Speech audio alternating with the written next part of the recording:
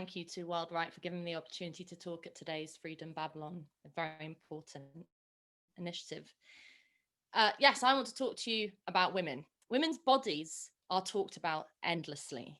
Should they be waxed? Is removing your armpit hair a political act? What about weight? Should we be skinny or fat in protest against body image? Should they be freed and plastered all over social media, nipples bare?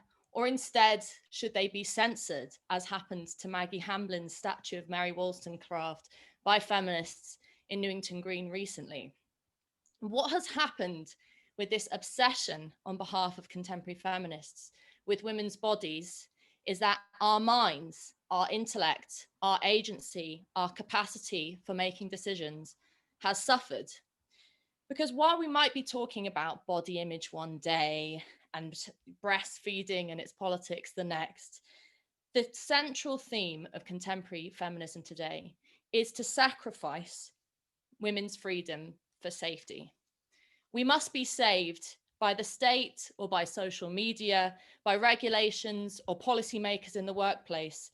We must be saved from having to make independent, occasionally dangerous, occasionally risky decisions about what happens in our everyday own lives.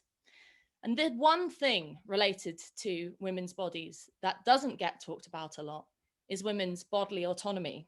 I'm talking about abortion. And while abortion, yes, is about a process that happens to women's bodies because contrary to what some political people out there think, it is women who get pregnant, women who have babies, and women who have to make decisions occasionally to access medical care to end a pregnancy. The policing of abortion really has very little to do with women's bodies and is more about our agency, our ability to make decisions, our status in society, and the trust that society bestows upon us. The trade-off of freedom for safety, of liberty for protection, is central to contemporary feminist thought.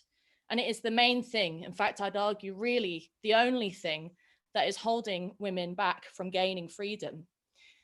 UK law, and it's very similar around the world in relation to restrictions to abortion, but UK law deems that abortion is technically illegal. Women have to essentially beg two doctors to be able to access that service, and it's only under certain conditions, and it's only within a certain time frame. We can say then that today, in the 21st century, in what's deemed to be liberal, open, sometimes tolerant Western societies, that women are not free to make decisions about their own lives and their own bodies. And we will never win that freedom unless we take ourselves seriously. Because access to abortion services is not just a practical necessity. It's not just simply about women accessing healthcare. It's a demand that we be free to determine the choices in our life, the future of our life, that we are not hostage to nature or to fatalism, that we demand the respect and the trust of our fellow citizens to know that we will make decisions that benefit us. The decriminalisation of abortion on all grounds then is not just a simple practical thing of getting a barrier away from women's freedom to make decisions about their bodies.